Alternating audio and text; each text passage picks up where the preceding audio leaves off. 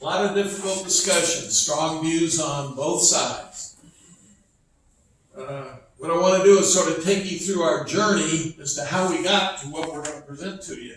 And then I'll present to you all the rules as they're currently drafted that we're putting forth for your approval. Okay.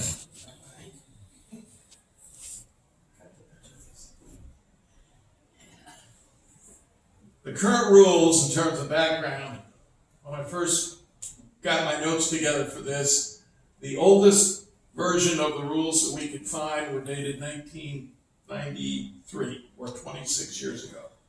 And they were essentially unchanged from what they were, or what they are right now, with the exception of the cleanup that was done in phase 1 earlier in the year. Then later today, when we were doing some more research after the first presentation, found out that these same rules actually go back to 1978. So they've been virtually unchanged for a long time. So we have to overcome whatever inertia that may bring to the equation, or recognize it for what it is. That's what people want. Whatever the right answer is, we'll figure it out with a vote. Earlier in the year, the rules were updated for language and clarity without taking on the issues. This is the big issue, and we just weren't prepared to address it earlier in the year. As I've indicated, the dialogue on this subject was very dynamic, very interactive, very frank, and in some cases very difficult. And I was trying to figure out how to describe what I call our journey, a common word or a popular word in this day and age, to get to where we are. And I thought over that in my previous life, a couple of previous lives ago, I had collected a series of quotations that I felt sort of described some of the processes that we went through in getting to where we are today. And I just want to spend a couple of minutes up front to share them with you. After I share them with you, we're going to talk about why the current rules. What was in the head of the people that developed the rules back in 1978 and each subsequent modification to them, of which there have been very few since that time. We felt we needed to understand why did they do what they did.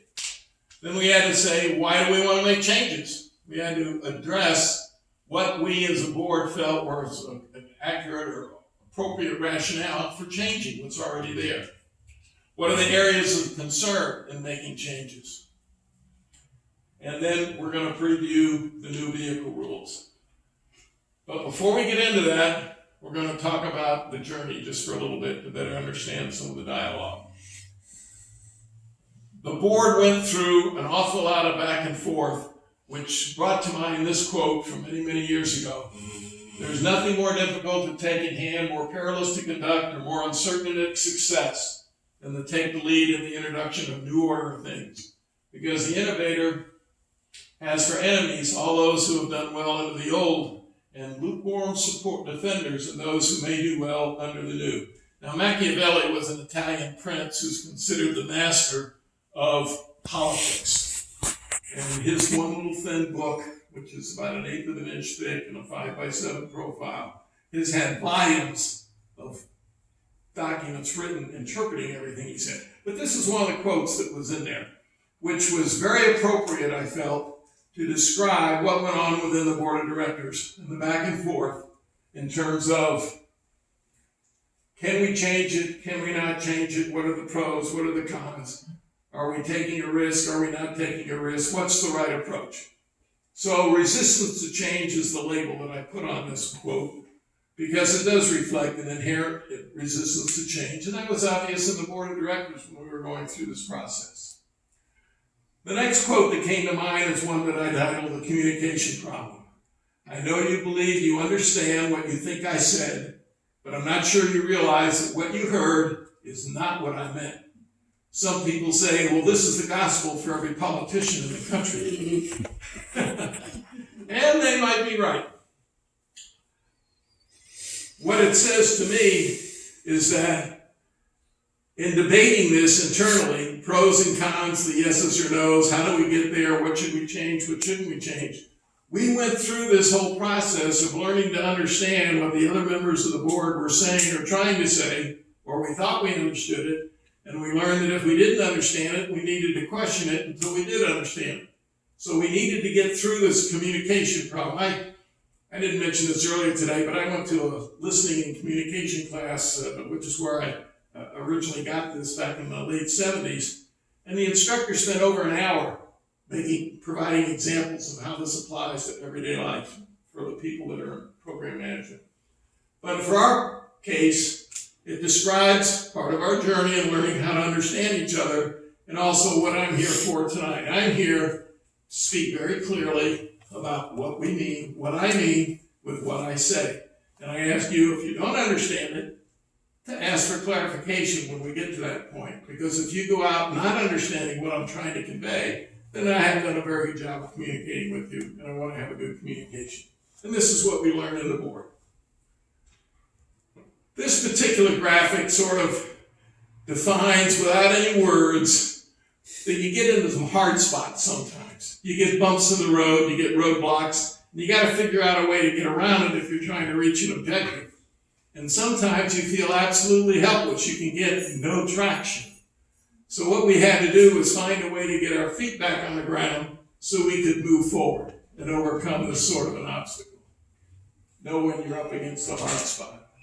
And finally, and I got a little story to tell on this one, the definition of a customer. In either 79 or 80, I'm not sure which side of the count, probably 79. I was executive officer of a submarine tender in Holyloch, Scotland, and one of my responsibilities was to represent the Navy in its community outreach program.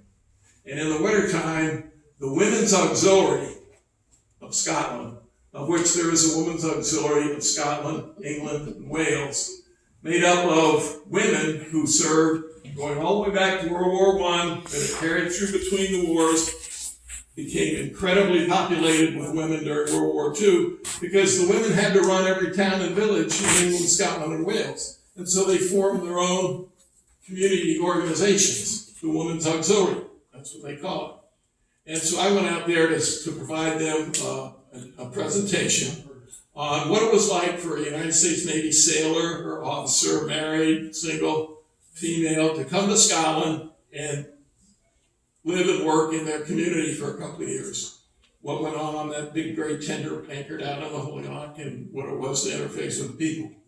I was going there that night and drove half hour, 45 minutes, went across on a little car ferry, carried about maybe 8 to 10 cars max, and went to the local pub for dinner.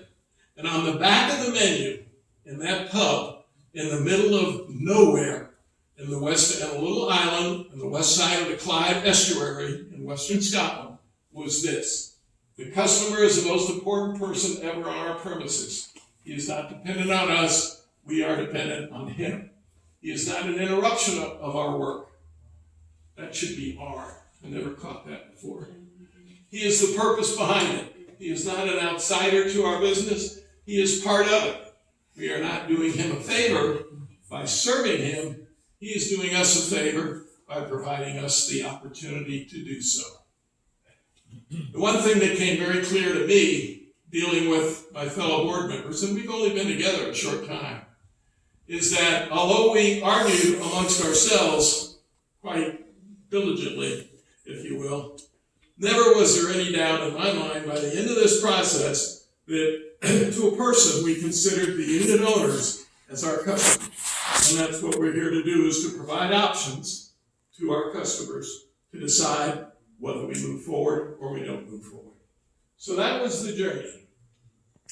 Why the current rules? What were the unit owners thinking of, or the executive board, when the original rules were written back in the day? We came to the conclusion that there were 4 core issues that they probably focused on: safety, parking, noise, and appearance. Those are still pretty valid. But that's what we thought they focused on all those years ago. Why change? We felt there were a number of reasons that were appropriate to consider changes. First of all was to increase the clarity of the existing rules. Difference between an objective standard and a subjective standard as far as the rules are concerned. The board felt, based on primarily the number of questions that the board has received just since we've been in office, as to what does this mean, what does that mean, I want to do this, I want to do that. What is an objective standard rather than a subjective standard, so that the various rules were not necessarily subject to endless debate. We wanted to try and clean that up to some extent. We wanted to bring to the owner's attention recognition of market realities. What does that mean? Trends in vehicle sales. What are the trends in vehicle sales in the country today, and what impact does that have, or might that have, on resale of Crowfield units? We wanted to address increasing the options for electric propulsion in Crowfield. Right now, the rules are silent on that subject. Don't say anything about an electric transportation device.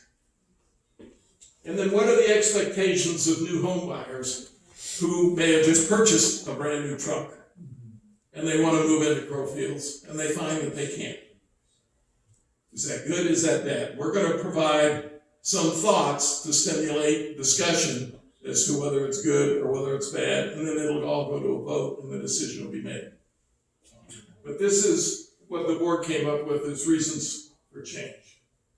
And we wanted the overall rules to be more inclusive and less exclusive, provide more options to the owners for their transportation needs. What are the areas of concern?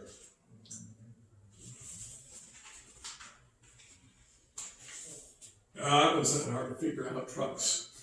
That's the number one area of concern that we felt was within the community. People want to talk about trucks. Next is motorcycles and other vehicles. Vehicle size, safety associated with the size of the vehicle. And last but by no means least, parking. Those are the four areas of concern that we're going to address now in a little bit of detail. Give you an idea again, the thought process of the board and the options that we want to provide to the unit owners. We're going to review each one. Trucks. Truck today is not the same as it was 26 years ago. Now, 26 years ago was when I was thinking 1993. Now I'm thinking 1975, and that's another 18 years on top of this 26 years or 43 years ago. So trucks aren't the same today as they were then. They're an entirely different animal. They are classified by the state of North Carolina, basically, unless they get to very large gross weights, as private passenger vehicles, the same as every other private passenger vehicle that you think of. Truck is a model type of private passenger vehicle, but they are still a model type. Today's truck market is focused on suburban homeowners. It's not focused on the blue-collar laborer who's coming to do work on your house. That's not where the truck market is today, and we'll go into some of those statistics because we went out and dug them up to find out about it. Today's truck is focused on styling, amenities, and coming with styling and amenities is the associated cost. Trucks are really elegant today. You might not like them if you're not a truckie. And full disclosure, I've never owned a truck. I don't intend to own a truck.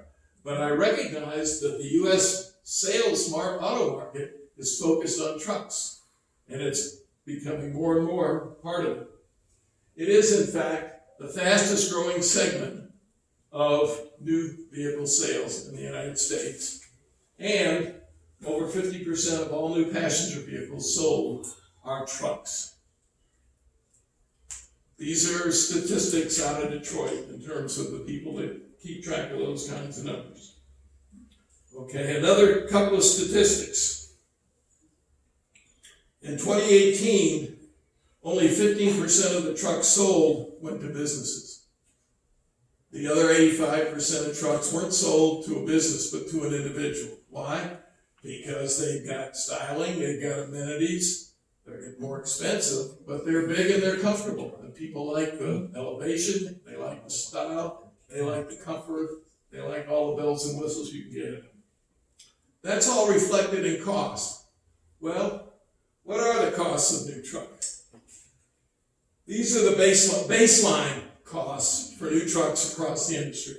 If you look at them, you'll notice that on an average, the least expensive truck is over $30,000. Compare that with the least expensive sedan you can buy today. Significant difference. The upper end, which is all listed in the low to mid 50s, that's really the beginning of the upper end. To get a dressed out F-150 Laredo or a GMC, any of those, the Sierra, the Silverado, if you get those fully dressed out, you can be looking at $60,000, $70,000, $80,000. Yes, ma'am. Can we step back just a second and Sure. say what assumptions have been made as to the definition of a truck? Because my understanding is that a truck chassis, for purposes of insurance or what have you, can be something that doesn't look anything like the Ram or the Sierra or the Sierra. Right, you're right as far as the It chassis. can look like a large passenger vehicle, but still be considered a truck. Actually, okay, I can answer that. Sorry to interrupt. Our reference guide is the North Carolina General Statute, Chapter 20, Motor Vehicles. It's got several pages that define, as far as the state of North Carolina is concerned, all the various categories of vehicles for which under the law. Within those definitions, the word truck appears in only two areas. Both of the areas are under the definition of recreational vehicle. They talk about the truck, what's the word? The part of it that fit into the back end of a truck, a camper back that you slide into the bed of a truck to make it an overnight camper. With the exception of the truck camper back and is slid into the bed of a pickup truck, the word truck does not appear in the North Carolina definition of vehicles. It is, the North Carolina definition talks in terms of passenger vehicles, recreational vehicles, off-road vehicles, and other types of vehicles. And any vehicle that is not listed is by definition a private passenger vehicle. So the term truck is a body style. Doesn't have anything to do with its chassis. It's a body style. That's the way the state statutes are written. I understand the marketing people at a company will talk in terms of this, that, and the other thing in terms of how it's built. But when it comes down to what is a truck is a private passenger vehicle under the statutes of the state of North Carolina. And for the purposes of our discussion, we're talking about potentially a passenger vehicle that has an open body in the back? That is a truck model. Okay. Yeah. Okay. Just wanted Yeah, absolutely. Good question. Exactly what it is we're talking about. That's what we're talking about. And it's important to me, the term truck has been in use since the very beginning of time, basically. And the pickup truck has even been around probably longer. That's what it was called first. But in terms of today's definitions, it's a private passenger vehicle. So we have to talk in terms of private passenger vehicles. Now, if we want to specifically talk about a truck, then we have to label it as a truck, and that's a type of passenger vehicle. All right? So the cost of new trucks, what's important to this? People were confused why I was talking about the cost of new trucks earlier today. The reason I'm talking about the cost of trucks is to provide a perspective that the truck of today is not the vehicle of choice of those who are working in the lower end of the economic scale that they're using for work.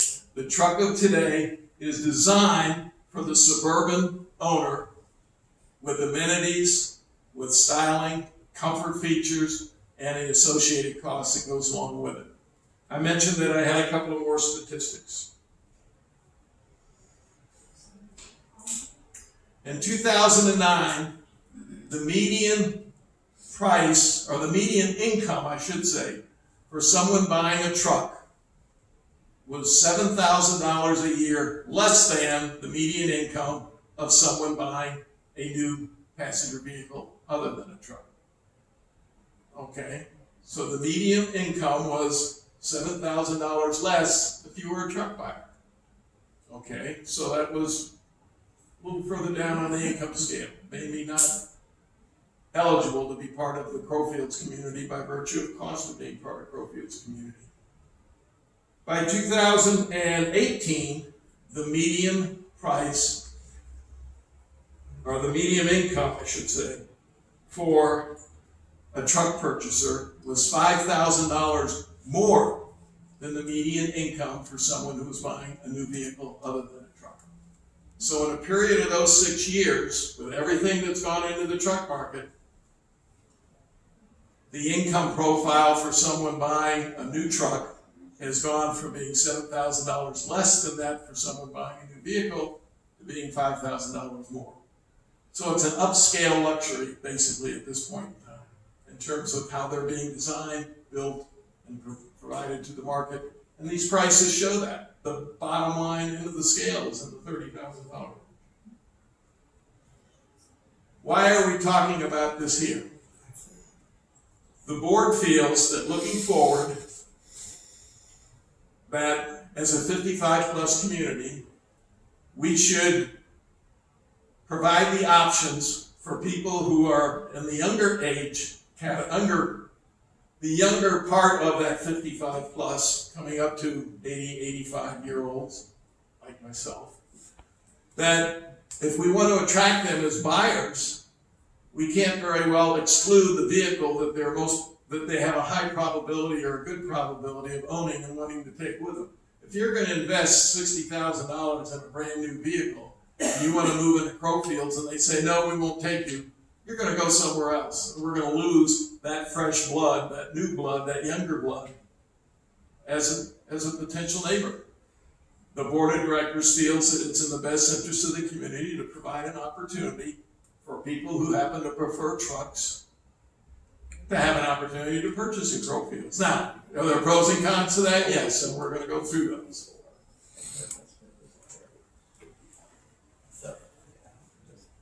Motorcycles and other vehicles.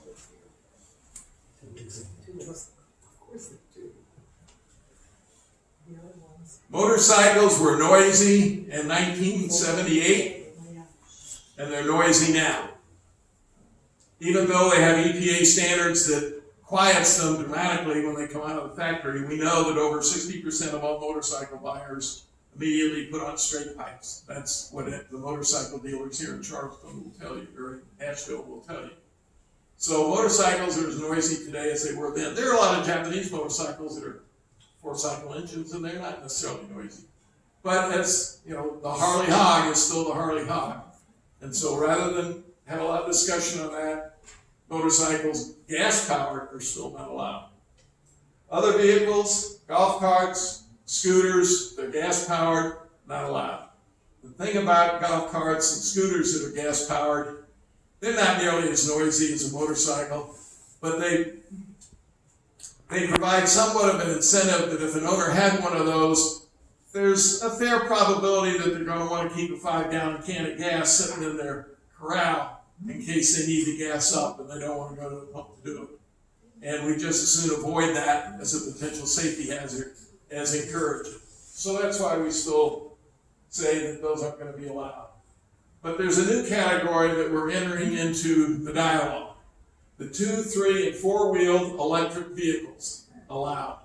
The current vehicle rules are silent on that subject. They don't address it.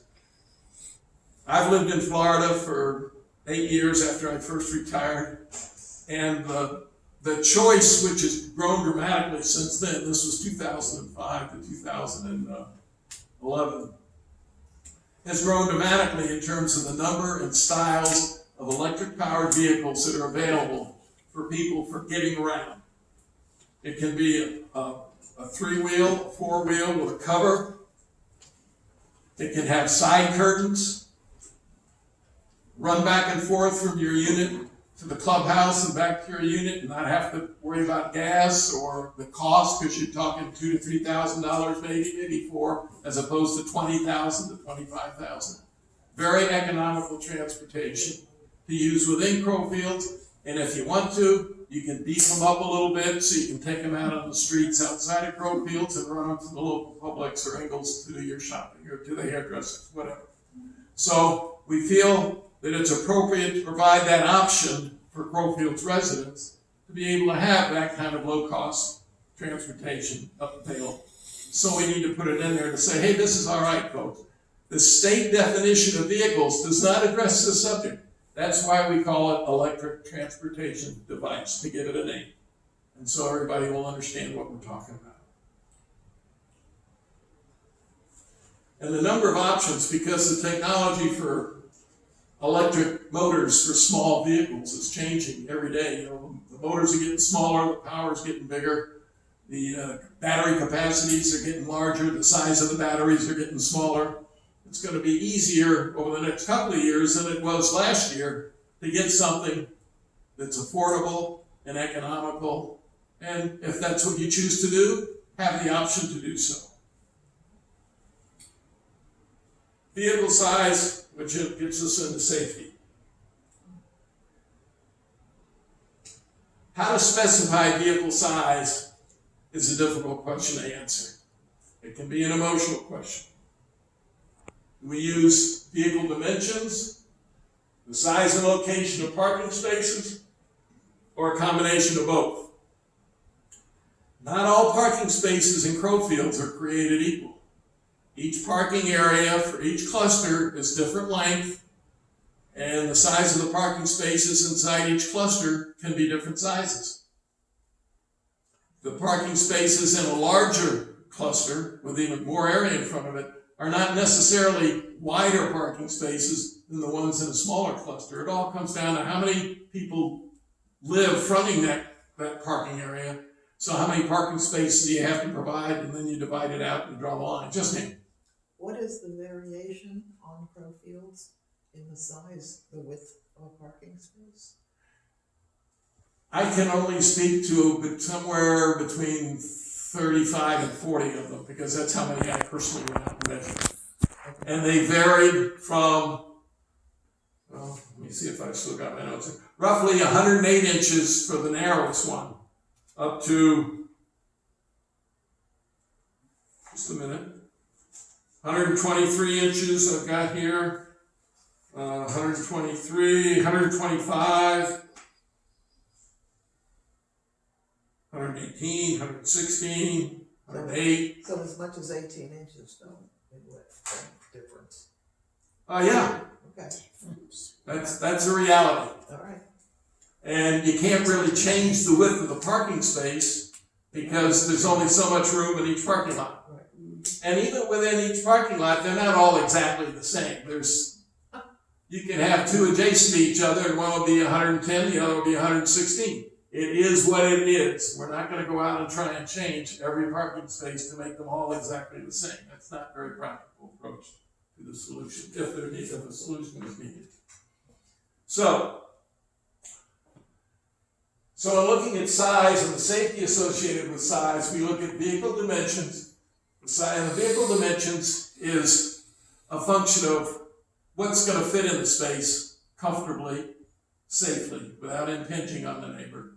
And it's also a function of how big are the vehicles out there that people are buying every day. Whether it's a truck model vehicle or just a regular 4-door SUV or a 4-door minivan. Or do we use a combination of size and location and vehicle dimensions? We'll talk about that. What are the concerns? The concerns with parking area, the size, again, basically comes down again to the parking question. Visibility, getting in and out of your parking space. Maneuverability, getting in and out of your parking space. And the fairness. Why fairness? Because not all parking spaces in Crowfields are the same size. if we want to make provisions for certain vehicles, not all vehicles are going to fit in all parking spaces. And we need to put some limits on it if we're going to provide for maneuverability and visibility, ease of egress and ingress. Okay. So we come back to parking. Not all parking spaces are the same size. And so how do you handle a rule that's going to be as equitable as possible? Owners' vehicles must fit in the unit's assigned parking spaces. If your neighbor's got parking space that's 100 inches across, and none of them that I found were 100 or were that narrow, and you've got 130 inches, you can buy a bigger passenger vehicle to put in your space than they can buy to put in their space. Why? Because their parking space is smaller and you can't get in and out of it as safely with the visibility that you want and the safety that you want because their space is smaller. So, does that mean that everybody has the same opportunity? No. But does it mean we provided a means by which we can let these larger vehicles that are being built today come into our community? The answer is yes.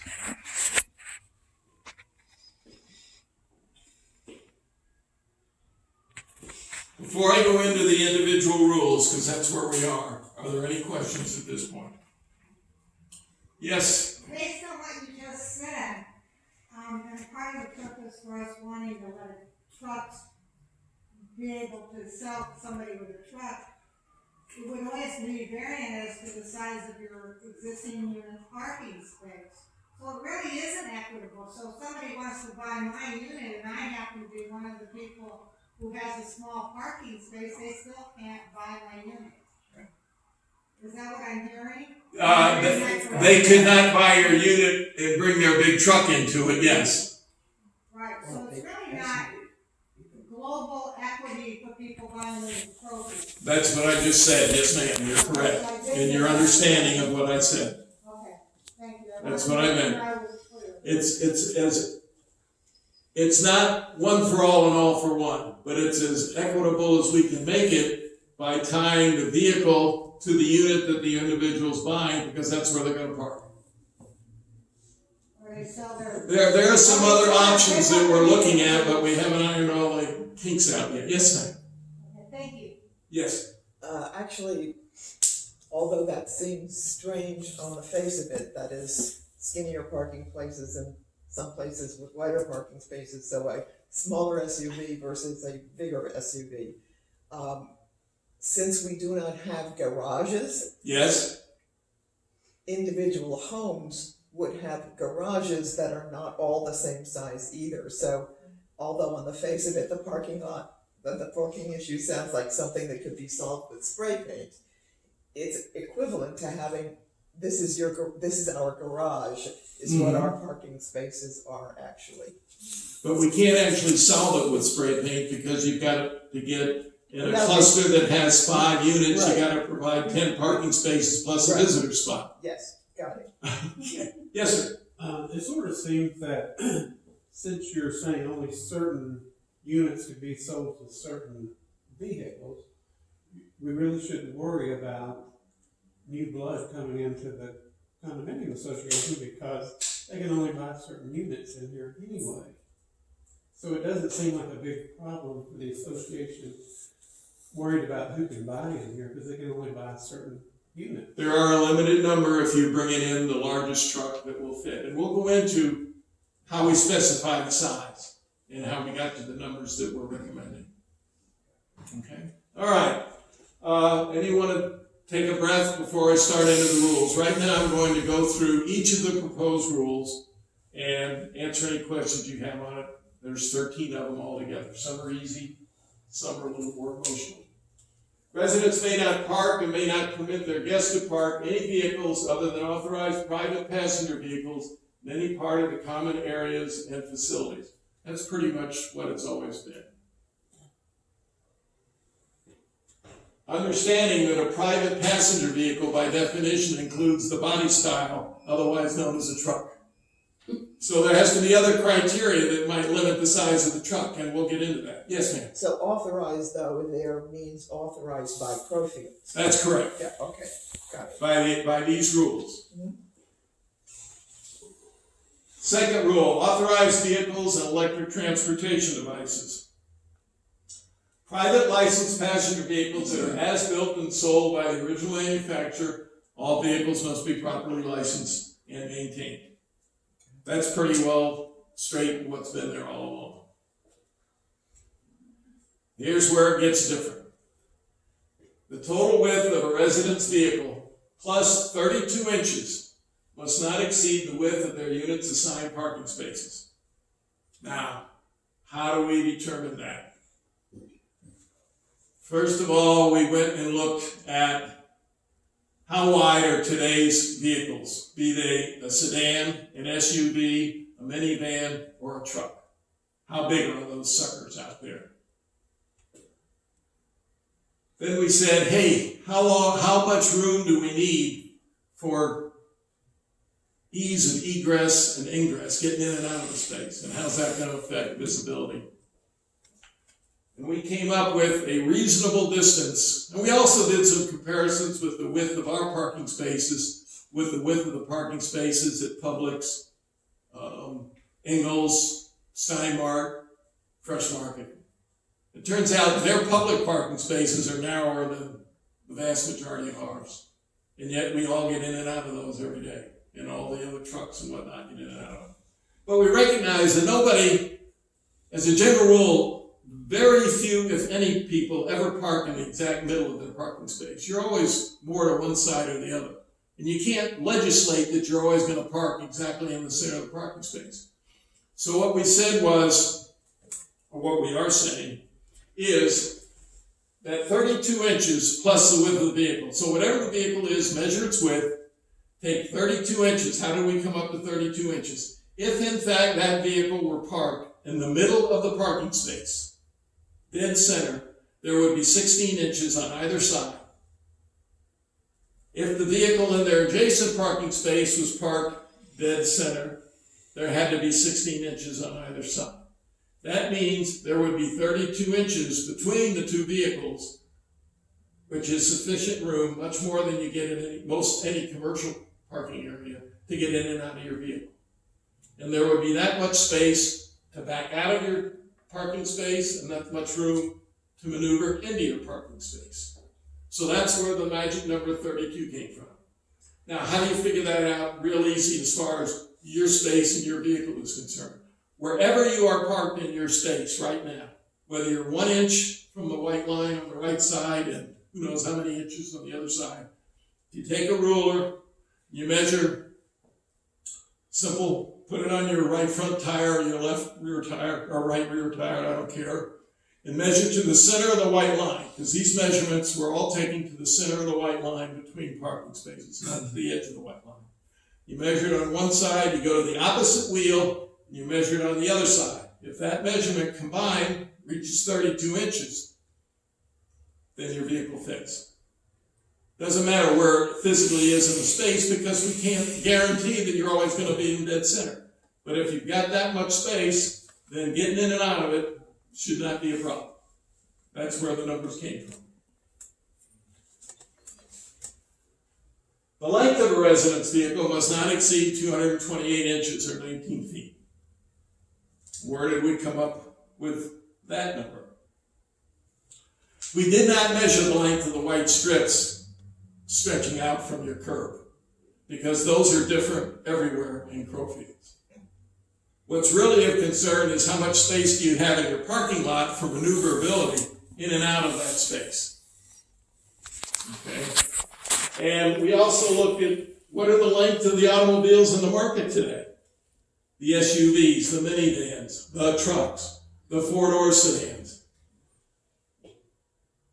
Except for really big trucks, they'll fit within these specifications in terms of length.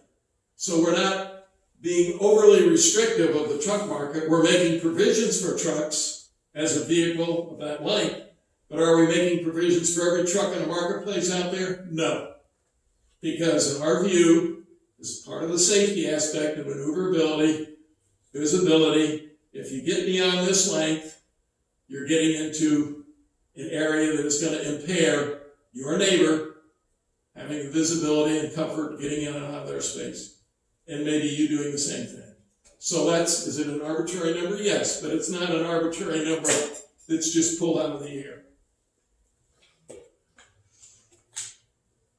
And then the combination of the two. And this is where it comes into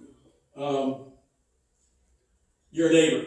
The length and width of the vehicle must not impair ingress to or egress from an adjacent parking space.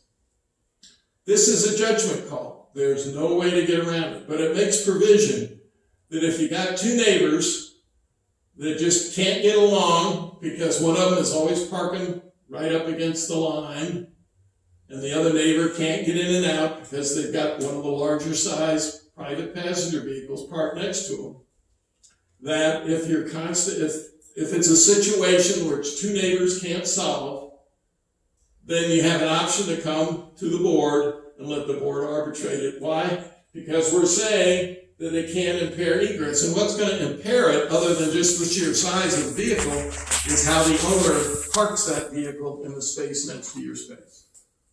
So it's not a carte blanche that if I get the biggest truck that will fit in my space, it happens to be next to your space, that you don't have any option but to accept whatever I do. If it impairs your ability, then it's going to end up on the table at the board of directors to make a Solomon-like decision.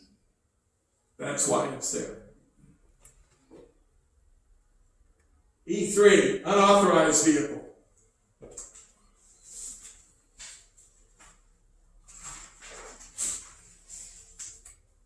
I referred to it a couple of times, but just to remind everybody that North Carolina General Statutes, Chapter 20, vehicles, is what we use as the baseline for definitions throughout this document. That is our go-to Bible on what the definition should be.